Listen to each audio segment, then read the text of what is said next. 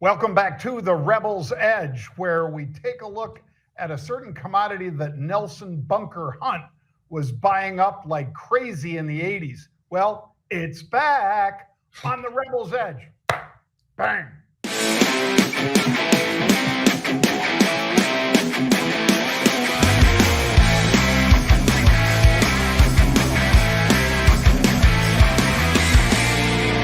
There she blows. There it goes.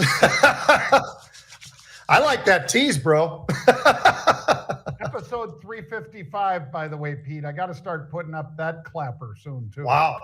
Yeah. 355. Not bad. Nothing. You're a tremendous slouch, Judge. Great. Folks, he is Pete Najarian. I'm Jon Najarian. Jared handling the duties for visuals and so forth, as well as sound effects. So, except for the clapping noise, of course. And this is the Rebel's Edge. And we start you off with macro minutes. So let's dive into that, shall we, Pete? Let's do it. Macro minute. Seems like President Biden didn't like it when President Trump was doing tariffs, but now to try to get some votes that he's lost, he wants to triple China tariffs on steel. Sounds a lot like what Trump had proposed, Pete. Steel and aluminum out of China. Now the president is saying, well, maybe that's not such a bad idea. Well, I think the markets are still reacting, not only to that, John, but also the markets are certainly reacting to Powell. And Powell has had a big, strong influence on the markets in many different ways. But you know, it's pretty interesting. And he's basically saying, hey, look, inflation is here. It's sticky. We're going to take a process and it's going to take a little bit longer than we expected. And what does that mean? It means probably a lot less cuts than some of the clowns early in the year were saying, when guys were saying, well, I see at least 6, maybe 7. Do you still see that? Or what do you see now? That's all I got to say. Yeah, well, with the NASDAQ falling by 133 points, I'm looking at, Pete, and 25 out of the S&P 500. I'm thinking more people are thinking maybe 0 cuts this year. They're getting onto that Goldman Sachs train. All right, let's talk about fantastic futures. Fantastic futures. Fantastic futures today. I'm going to say silver, Pete. I know it's moving by the second, all of these other things, but the fact that silver is making such an outsized move, it went through 29 today, just whatever, the 4th of April, Pete, it's the 17th today, the 4th of April, silver was 24.50. We've moved through 29 like that. So that's my fantastic future.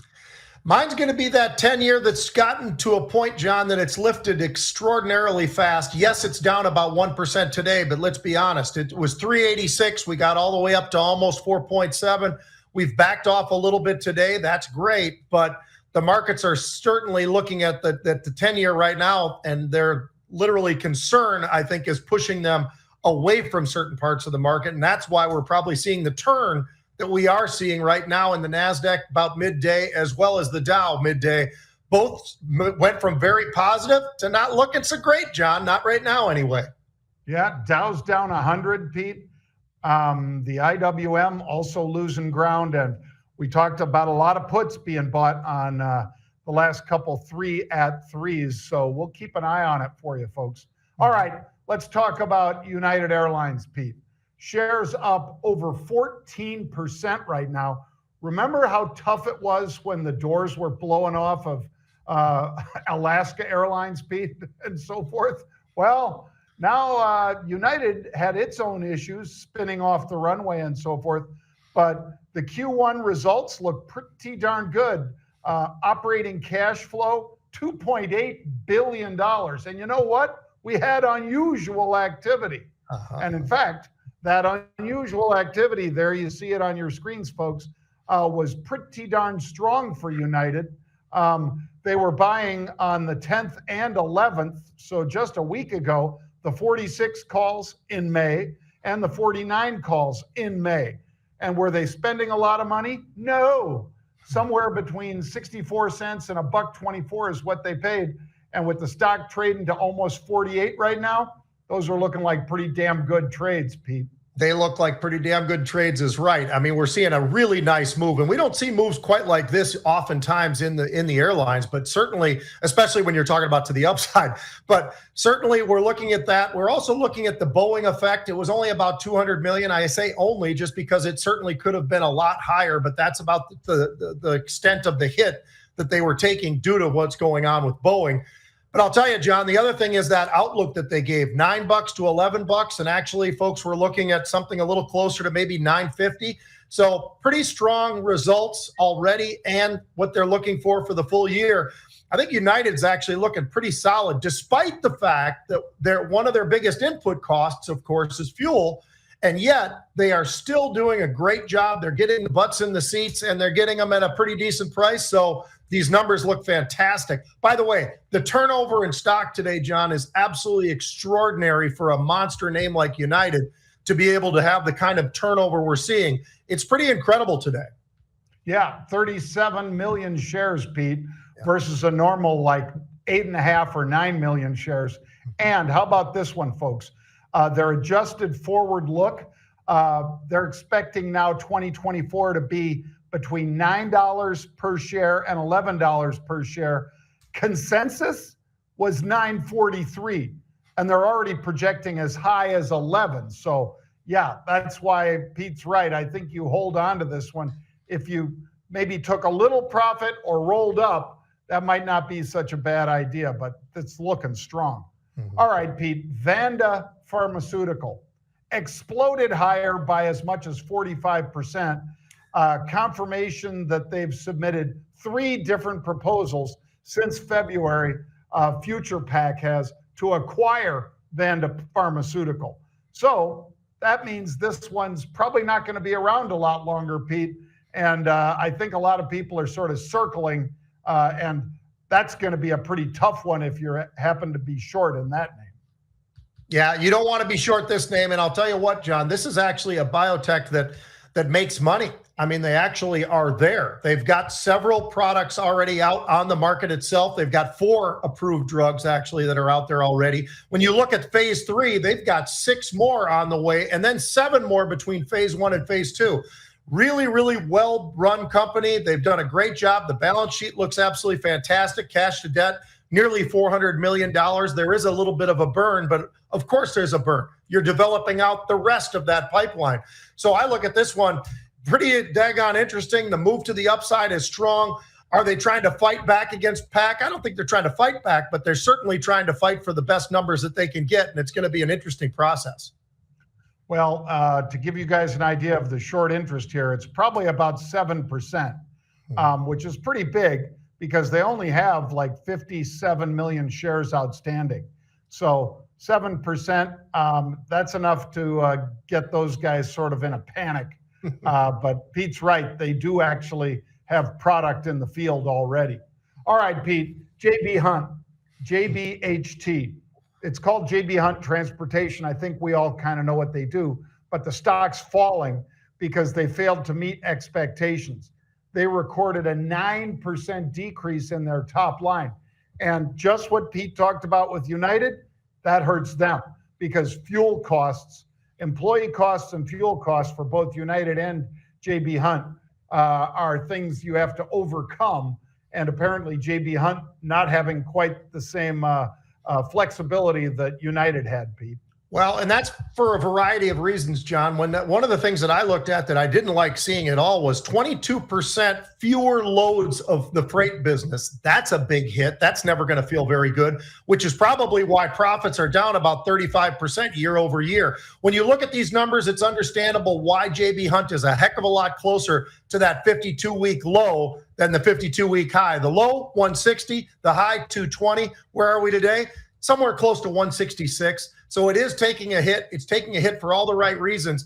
They've got to figure this thing out, and they haven't yet. And when you look at what their revenue was, that was a miss. When you look at their earnings, 122, they were looking for 150. there's a lot of reasons why right now this is an absolute no touch until they can start to turn this thing around. And right now it doesn't look all that great, Jon, as we look forward. Well, intermodal, Pete, that's, folks, for those of you who don't follow it like we do, intermodals are these, more or less, I think FedEx sort of pioneered this, Pete, where you send all the goods to one spot in a particular region and you distribute from there. So they get there usually on trains, and then they operate 24/7 and they shoot all those containers, if you will, take them off the train, put them on a truck, get going. Their decrease in intermodal operating income, 40% drop, 75% decrease in truck operating income. None of that is good news, folks. None of it. All right, ASML, Pete. This one fell also, ASML, and this one I have a much harder time explaining away why they're not doing well, Pete. And I think they're having a hard time explaining it away too. But it's also such a big stock. It's $900 stock, so it's really tough to get a meaningful position on this one without options. Yeah, and it's made an absolutely incredible run, Jon. Just even year to date, when you look at where the stock was, somewhere in the 700s, it got all the way up over 1,000, pulled back a little bit, and today here we are trading about $900. But you're right. I mean, it's a massive company, but one of the things that stood out that was a little bit concerning was their orders were well below expectations. Now, why would that be? I mean, to your point, in the environment that we're in, that doesn't sound like it's the way things should be. I mean, we've been talking about this for a while now, whether you're talking about crypto or AI or whatever you're looking for. We're just not seeing why this is not looking so good for ASML. It's going to be interesting to see how this unfolds. But this is another one where it's been carried to the upside, had a really significant move, and now it's backed off of that. I'd certainly be watching this one closely, and I might be watching this one in the way, Jon, they talked about the second half of 2024 going to be something that's going to be a very, very nice recovery, but a struggle in the first half. So they are looking for the back half of the year to be pretty strong. Well, hopefully they do a decent job with that, Pete. It's really hard to imagine them doing much worse right here because, again, this is equipment for semiconductor companies. Yeah. That's one of the hottest sectors out there, various chips and so forth. And for the equipment maker for semiconductor chips to be as soft as it is, well, all right. Now we've got one of Pete's favorite guys, mine too, Pat McAfee. Now this is the former punter for the Indianapolis Colts. Pete. Colts, yep. And he was a classic on the field. He's a classic doing his sports show, and it's one of the most popular sports shows. So we thought we'd show you guys this and see what you thought about how he describes the Masters winner. Those of you that don't think he's the right guy to be the face of golf, I don't think you watch him play golf enough, because when he has that club in his hand and he's about 89 to 96 yards away on the 9th hole of the Masters Sunday, one in which the entire course had been beating the shit out of the rest of the golfers. Well, on Sunday, the leader said, "Let me put this in." Now the golf guy's screwed. And then you think to yourself, well, that's just one lucky shot from this guy. He actually said in a press conference, I hadn't been hitting my irons that well. Then he got a birdie on 8, gets a birdie on 9, gets a birdie on 10, and he goes to 14. 153 yards to 4 inches on Masters Sunday on hole 14 when everybody else Ice around water him in is his veins. crumbling. This dude. And obviously, you got to finish on the 18th hole. And whenever you see this man put the putt away, I think there is a chance that right here, Caddy says, "Hey, go tell that baby that daddy's a champion." But you talk about emotion, the robot, the AI, the man who's in the zone when he's on the golf course can't be showing emotion on the 14th hole, 16th hole. He shows his emotion after he's very kind. Yeah, yeah, yeah. That's all the emotion you need. He showcased to the world that this man does understand that what he's doing is awesome and he's taking it in. Congrats, Scotty. Oh, that's good, man. There's a reason that guy's getting paid what he's getting paid, Jon, and it's not just as his podcast. He's doing great there, but he's not doing too bad over at ESPN either. When they were cutting everybody, that was one guy that they said, you know what, this guy's worth whatever we pay him. And he is. Yeah, he draws the crowd, Pete. And Scotty Scheffler, I mean, what an amazing story, Pete. Yeah. And, I loved that he gave God credit and he was talking about, his Lord and Savior and all this kind of stuff. Some people don't like that. I like that because he's not trying to buy anybody's attention with that. He's just trying to give credit where he says credit is due. Yeah. And what an amazing golfer, Pete. I have seen reels of him on Instagram where he is hitting the ball and he'll take a 5-wood out, 5-iron. There are, of course, 5 woods too, but he'll take a 5-iron out, Pete, and he'll say, okay, 210 yards. And he'll hit it, and the guy with the scope will say, 210 yards. And then he'll take the driver out and he'll say 305. Boom. And it's 305 and a half or 306. It's amazing. The guy is a phenom and just a heck of a nice guy on top of everything. So, and his caddy ain't doing so bad either, Pete. No, I think he's doing just fine. The caddy's already made more money this year than Rory McIlroy. Caddy's made $1.6 million. Rory McIlroy is just over $1 million. And that's a golfer versus a caddy, folks. Although Rory could be getting paid close to $900 million if you if you listen to all the stuff out there on LIV. Anyway, pretty interesting stuff. All right, John, let's do a little bit of sports. So I got one for you that I'm just curious where you stand on this, because we don't always stand on the same spot, everybody, but oftentimes we do. But I'm looking at the Olympics now. They're now talking about paying guys in the Olympics $50,000 if they get a gold medal. Now, I don't know about you, John, but what frustrates me right now about what's been happening is NIL. I'm not as big a fan of that as everybody else in the world about. I don't mind the idea of sharing the money in some regard, in college sports or whatever, but I'm not so sure you could use it as basically this free agency type tool to try to pay guys. I haven't been able to figure all that out. But when it comes to the Olympics, they've got the amateur athletes. If you go back, how about when we had Miracle, for instance, right? With Herb Brooks and all the guys on the U.S., college guys, nobody was from the NHL. They were playing against guys who were professionals because some of the other countries cheat. But nonetheless, they went out there, and why was it a miracle? Because they were the miracle of how they did that with a bunch of amateur athletes, which is what the Olympics have always been all about, right? The greatest amateur athletes in the world. It's not the greatest athletes necessarily, greatest amateur athletes. So what bothers me is, then the NBA, you had the dream team and all that kind of stuff, right? And those guys are all involved. So they've lost, by the way, one time.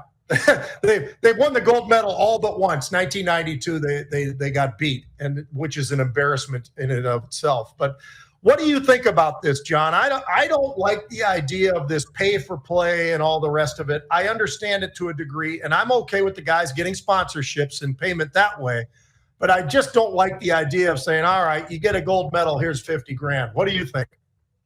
Yeah, and for the most part, Pete, I think you and I know that the money these guys are, if it's $50,000 and it's Olympic badminton, okay. But if it's a track and field athlete that's at the top of his or her game, they're already making multiples of that by their sponsorship money. So this is kind of meaningless in that regard, Pete.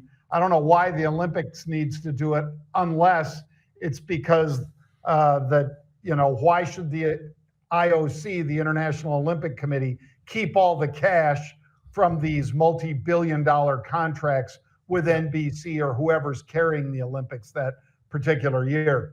I guess that's kind of the impetus here, Pete, because, again, unless you're in a semi-meaningless sport in terms of viewership and all the rest, I mean, do ping pong players get paid a lot? No. Is there probably a ping pong player out there an Olympic ping pong player that makes 6 figures? I suppose, but I guarantee you, Pete, virtually everybody on track and field, except maybe the hammer thrower, is getting a lot more money than that. Yeah, I don't mind the idea of some sort of a revenue share, quite honestly. But let's pay them all. Why just because you got the gold? Why is that? I just think that there's some way that they could do this the right way, but I just don't like the approach that they're doing right now. Hey, how about this one, John? To show you the power of sports, right? And what people are willing to spend money on, even at a time like this where we talk about inflation every single day, you and I, when we're looking at the stock market and everything else, and we talk about gas, we talk about food, we talk about all these topics. But how about this? Did you know that the NHL this year has set another record, and they've done it last year as well, but they set another record year when it comes to the folks that are watching, the viewership. And by the way, including going not just on TV, and I'm talking about ESPN and Turner, those numbers are up another 7% this year.